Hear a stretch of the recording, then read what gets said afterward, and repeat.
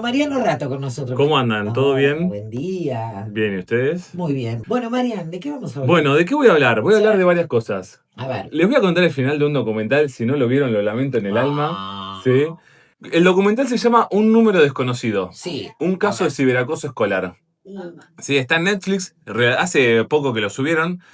Habla de cuándo el amor se vuelve, de cuándo el amor se vuelve abuso, sí.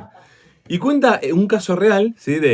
Que sucedió en una ciudad muy chica de Estados Unidos, en el que una pareja de dos adolescentes de 13 años de edad, esto fue más o menos en el 2020, Sí. una pareja de adolescentes empieza a recibir mensajes. Mensajes de texto, mensajes de WhatsApp, mails, o sea, los hostigaban de cierto modo. Empezaron a recibir algunos mensajes de forma esporádica por un tiempo determinado y después se calmó la cosa un par de meses. ¿Sí? 2020 más o menos. Mensaje amenazante. Mensajes intimidantes, ¿no? Como por ejemplo, che, tu novio va a dejarte. O vos no sos lo suficientemente linda, algo por el estilo, ¿sí? Después de este periodo en el que la cosa más o menos se calmó, los mensajes se intensificaron, pero de una manera atroz. Pensemos una ciudad muy chica, tal vez más chica que esta ciudad, una ciudad muy chica de Estados Unidos, una ciudad chica de Michigan. Empiezan a recibir mensajes después de este periodo en el que la cosa se había calmado, pero a diario, los dos, pero como si les dijese 50 mensajes por día. Claro, los padres de estos chicos adolescentes que recién empezaban a salir van a las autoridades del colegio y le empiezan a decir, che, acá hay algo raro, o sea, no pueden estar recibiendo estos mensajes. Los mensajes daban cuenta de información muy sensible y muy privada, con lo cual tenía que ser alguien definitivamente dentro del entorno de ellos mismos. Entonces empezaron a investigar las autoridades del colegio, a los propios alumnos. Decían, che, bueno, pará, tiene que ser tal o cual, que en el partido de básquet se juntan y empiezan a hablar entre ellos y después mandan mensajes, y ahí es donde le llegan los mensajes a esta pareja, un chico y una chica. Entonces las autoridades del colegio citan, imagínense el caos que esto genera, digamos, dentro del mismo colegio. Los padres de estos chicos van y hacen un reclamo en las autoridades y empiezan a exigir que dejen de usar el teléfono dentro del colegio. Le retiran por varios meses el teléfono a los chicos para que, los padres justamente para que no reciban este tipo de amenazas. Nada, imagínense toda la secuencia en la que empezaban como a sospechar absolutamente de todo el mundo y qué sé yo, toda una situación muy engorrosa que duró varios meses, un poco más de un año. Los mensajes puntualmente a la chica llegaron a ser del estilo de, sos fea, él no te quiere, te va a engañar con otra persona, te dijo que va a ir al cine y efectivamente se iba a ir al cine él con unos amigos, qué sé yo, dice, pero en realidad está conmigo, al punto de decirle, matate, tipo, che, muy heavy. Bueno, las autoridades del colegio dan intervención a la policía local empieza a investigar, no puede encontrar, y esto era como cada vez más ruido, más caos, le dan intervención al FBI, ¿sí? A la máxima autoridad de Estados Unidos en términos de seguridad, y empiezan a rastrear los IPP, que es como el código, digamos, que tienen cada una de las computadoras y los teléfonos para saber específicamente dónde se origina ese mensaje, porque usaban una especie de mensajería encriptada, donde no se podía ver quién era el remitente. Y iban cambiando todo el tiempo los números. Hay páginas o aplicaciones que podés conseguir algo de todo esto. Digo, al final es un caso conocido, o sea, es un caso real, con lo cual tal vez en algún momento lo escucharon. ¿Quién era la persona que mandaba los mensajes? Sí. La madre. La madre. La madre. Sí. ¿Lo leíste? La madre. ¡Qué loco! Muy loco. Esto lo vi el fin de semana el documental y me hizo pensar en varias cosas, ¿no? A veces el peligro que uno piensa que está afuera, el peligro en realidad está dentro, ¿sí? Y justamente está dentro de quienes tienen que proveernos protección. En los abusos se ve un montón, ni hablar. Tiene que ver un poco, me parece, con este amor disfrazado de control, ¿sí? Y este cuidado excesivo, muchas veces, proveniente en gran parte de nuestros cuidadores, que termina convirtiéndose como una especie de prisión, ¿sí? Ahora voy a hablar un poco de las zonas grises y un poco de lo que implica este cuadro psicopatológico, ¿sí? Pero también pensaba, che, bueno, en la era de los perfiles falsos, ¿sí? Donde cualquiera puede abrir un perfil trucho y hostigarte, ¿sí? Y en la era de los perfiles falsos también y de la hipervigilancia, ¿sí? Lo más difícil termina siendo descubrir o terminar de saber y de conocer si las personas con las que tenemos relaciones también son un perfil falso, ¿sí? Y aquellas personas que tienen que encargarse de nuestro cuidado, ¿sí? Efectivamente no lo están haciendo, no lo están consiguiendo, ¿sí? Hay Hay un término bastante conocido que se llama catfishing, que es algo así como, la traducción sería algo así como atrapar el gato, pero el término se conoce como justamente esto, los perfiles falsos, que revisten una gravedad bastante importante y que en algunos lugares ya son objeto, es como una especie de carátula de crimen, ¿no? Donde uno justamente por medio de las redes sociales hace un perfil falso para hostigar a determinadas personas y para conseguir cierto grado de control. Esto es un poco lo que se la termina, por lo que se lo termina acusando a la madre de esta adolescente, la cual termina presa, ahora está en libertad. Miren el documental para terminar de ver cómo se da el entramado de la relación. ¿Te puedo Sí, cortar, claro. Marian, y preguntarte cuál era el fin de esa mamá? Eso es lo más loco, que ahora voy a hablar un poco del trastorno mental que posiblemente tenga esta madre. Era una Bueno, manipuladora. ¿cuál es el fin? ¿Cuál es El fin, muchas veces el fin uno lo piensa en términos económicos y en realidad el fin muchas veces está dado celos? en el hecho de sentirse importante Claro, y de ocupar sentir... un lugar que la necesita, la que te necesita. Sí, Claro. total. Algo Qué de eso hay. loco, che. Sí, algo de eso hay. Bueno, pensaba justamente eso, ¿no? Cómo a veces este crear identidades falsas se transforma en un nuevo delito, ¿sí? Y el desafío justamente recién lo decía, bueno, nada, de las identidades falsas en las redes sociales, pero también de las identidades falsas La vida. en la vida real, ¿no? Que es mucho más Claro. complejo todavía. El tema es que por ahí no lo podés percibir. Es tan sutil que no te das Claro, no cuenta. te das cuenta. Total. No, el documental no habla de un trastorno mental, pero uno, si se pone a investigar, hay un trastorno mental puntualmente que da cuenta de un perfil similar a lo que a lo que le podría pasar a la madre, ¿sí? Lo que podría, digamos, lo que le podría ocurrir a esta madre.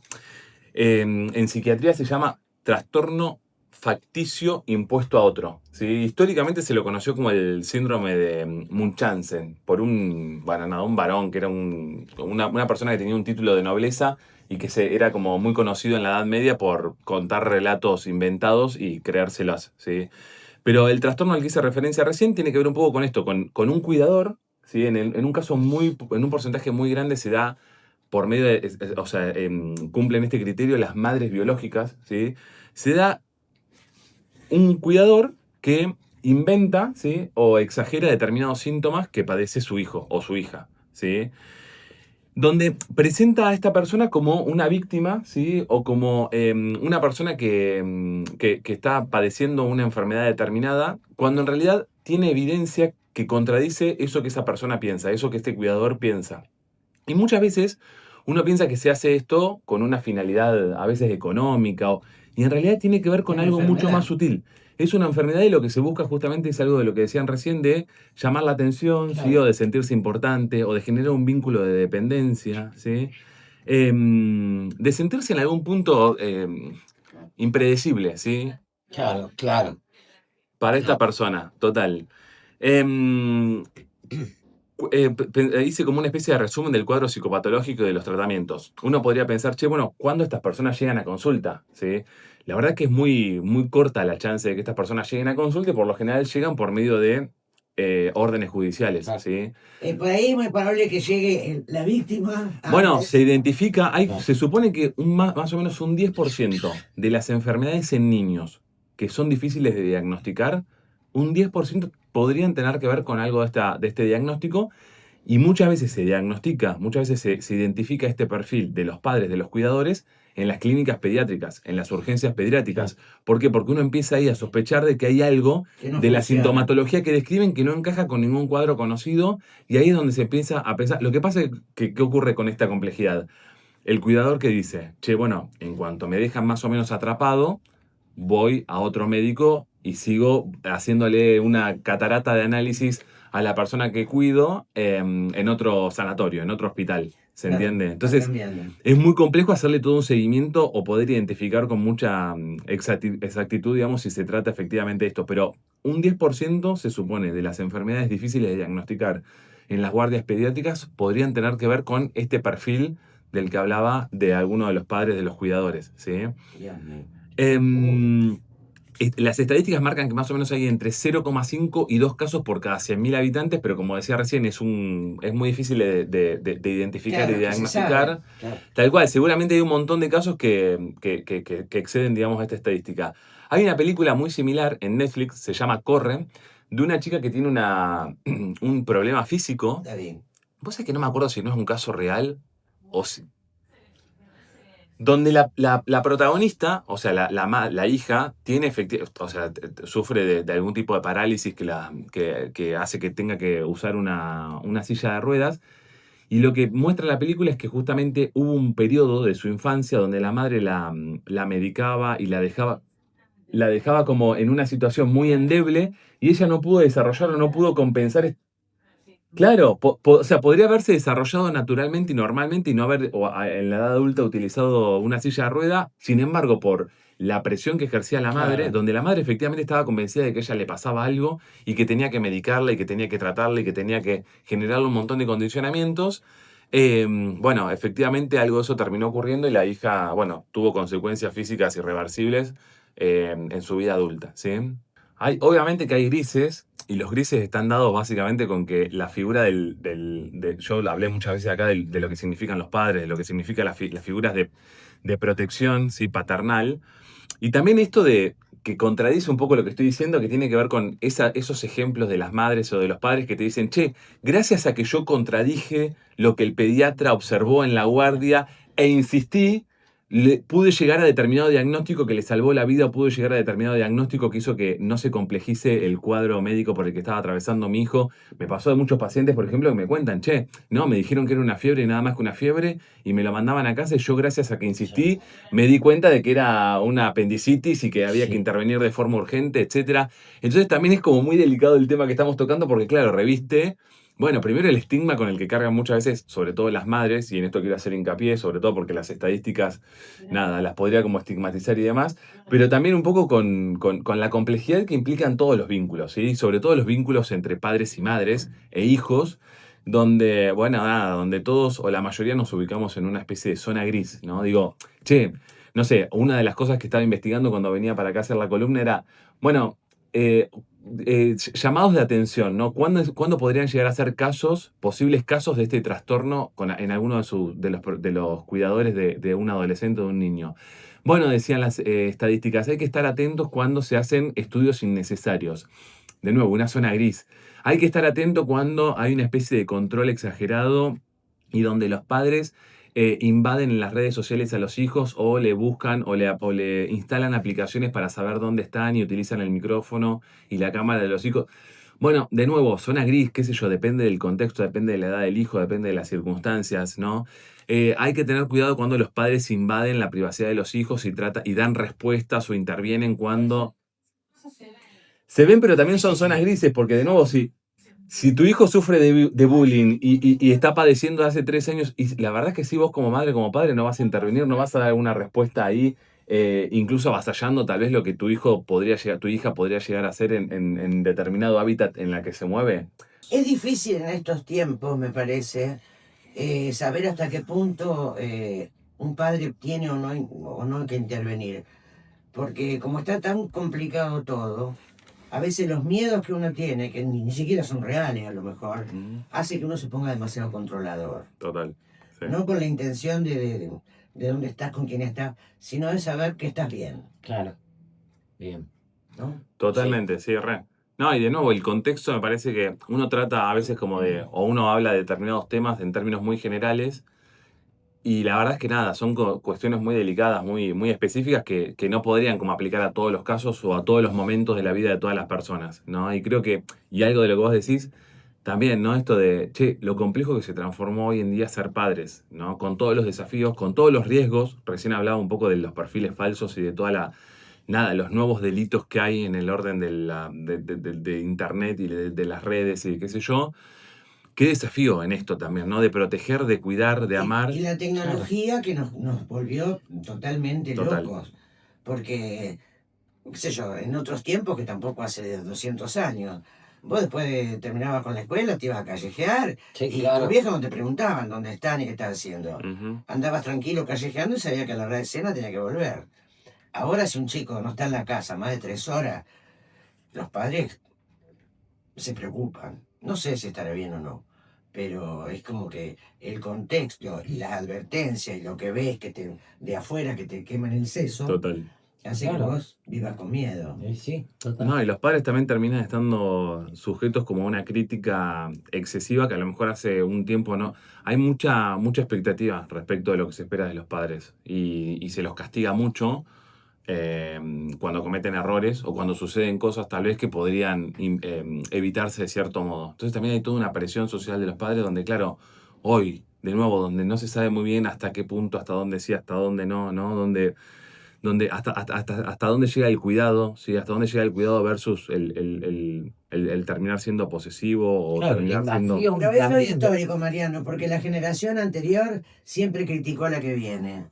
En el sentido de que lo vemos con las abuelas. Sí, claro. Nunca nos cuadra lo que hacen con ese crío. Y seguramente a nosotros nos pasó lo mismo y así.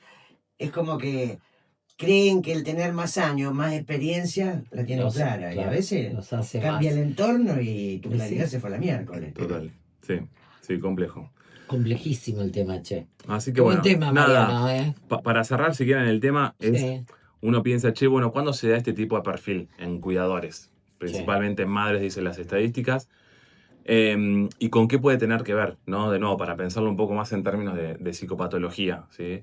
Bueno, por lo general se da con otras características de personalidad o con otros cuadros psicopáticos, ¿sí? Psicopatológicos, que pueden tener que ver con ciertos perfiles narcisísticos, ¿sí? Personas que sufren de trastornos narcisísticos de personalidad, donde se creen yo y solamente yo y mi forma de ver el mundo y mi forma de ver, de entender la crianza y de poseer al otro, etcétera. Personas que sufren también de trastorno límite de la personalidad, personas que se desregulan con mucha facilidad, ¿sí? Personas que son muy negadoras, ¿sí? Personas que sufren o no que sufren, que tienen como muy poca flexibilidad en poder entender, digamos, un punto de vista diferente o poder encontrar, digamos, como algún tipo de cuestionamiento en la forma que tienen de pensar la maternidad, podríamos pensar, o el cuidado. Entonces, de nuevo, hay como una complejidad como bastante particular que se da en este perfil y por eso también es tan difícil de poder identificar, porque terminan siendo personas, estos cuidadores, muy manipuladores, ¿sí? Muy manipuladores y que tienen como armado de forma muy específica y muy audaz todo un repertorio para que la gente no dude, ¿sí? Claro, Y porque para no, poder... no va por el lado ni la agresión ni la maldad, va por No. el lado de entrarte desde la Total. dulzura, Claro, por la ahí. protección. Total. Exacto, te ¿Eh? cuido. Ahora, Mariano, te pregunto algo. Para el cuidador, no el cuidado, para el cuidador, ¿hay un agotamiento terrible, mental, físico? Y uno podría pensar que es como una especie de estilo de vida, generan como una especie de identidad, podríamos ok. pensar, en esa forma de ser. Bueno, No lo perdón, registran como que está no mal. lo identifican como algo negativo Claro. para nada. En el documental lo muestran con mucha exactitud. La madre de esta adolescente, la que enviaba los mensajes, la habían despedido del trabajo y no lo había contado en su casa. Entonces, claro, le destinaba mucha cantidad de horas al día a mandar Claro. mensajes. Por La eso- habían echado de su trabajo. Tenía contacto con el colegio porque era la entrenadora o colaboraba en el entrenamiento de básquet o de no me acuerdo qué deporte hacían Sí, con las conocía chicas. la movida de adentro. Claro. Tenía conocimiento específico sobre internet porque había hecho un curso o había hecho algún tipo de formación sobre cuestiones ligadas a esto, a redes y a internet y a las redes. Entonces, y cuando la cuestiona el FBI en Estados Unidos, o sea, y le muestra evidencia fáctica que le dice, che, vos hiciste esto. La dejaron atrapada y de todas maneras se justifica de cierto modo, ¿no? Ella dice en un momento, che, bueno, yo arranqué, cuenta ella, dice, yo arranqué como los primeros mensajes no los envié yo, dice, los envió una persona desconocida que no sabemos quién es. Dice, yo arranqué a utilizar el conocimiento que yo tenía y efectivamente mandé algunos mensajes después, pero para ver si podía saltar en el grupo quién había sido. O sea, supuestamente ella como que Claro. se quiso como infiltrar en el grupo y después se transformó en una especie de obsesión. Nada, ahí en el documental dejan entrever de que ella podría tener también como una especie de idealización o podría haber ubicado como algo del orden no sano, ¿no? En términos mentales. Pero podría haber ubicado a la pareja de la hija, una adolescente de 14 años, 13 años, en un lugar romántico, erótico, y ahí se le jugaban cosas de celos con la hija. Todo un combo muy Sí, especial. Pirucho. Sí. Pero bueno, también pensaba lo loco para esta hija, porque ahora la madre salió en libertad condicional. Estuvo presa creo que un año y medio, Sí, una me cosa parece por el estilo. 19 meses, me parece que le habían Y dado. ahora la madre salió en libertad condicional, con lo cual la madre fue la que le proveyó cuidado absoluto hasta que quedó detenida. Bueno, Marian, no, ese tipo no me gusta. No, te tensa mal. Bueno, muy bien. Marian, ¿hacemos un corte, chiquitín? Perfecto.